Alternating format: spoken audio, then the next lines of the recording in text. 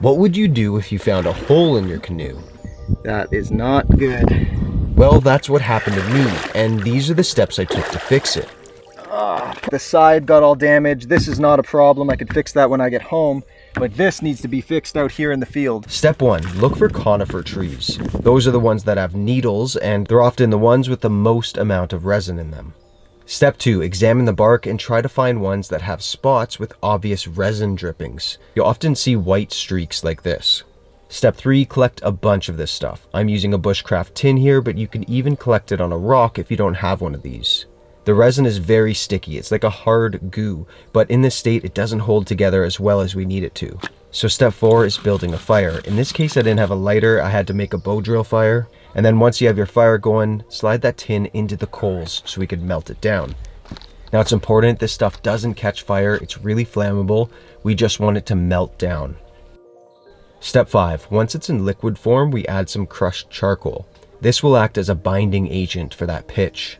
Ideally, something like animal fats or lard is the best here to make a good glue, but we're assuming we have absolutely no other items available to us. Once it's mixed up, we take the tin out of the fire so it cools down just a little bit. The black pitch we have now binds together really nice, and it's like a sticky gum or glue. Step 6, it's time to patch the hole. It's not a complete hole. So I don't think I need to patch it with birch bark. I think I'm just gonna cover it with this pitch. I'm using a wood chip to apply it here because it's really sticky. Create a patch with this by layering it, letting it dry, and layering more. Start with the inside of your canoe first, and then if you have enough, do the outside as well. It's gonna dry and be moldable like a putty. It's never gonna dry completely hard and solid, but it is completely waterproof. So I'm gonna let it sit about an hour, and then we'll take it out on the water and see what this does. Check in on that patch. Yeah.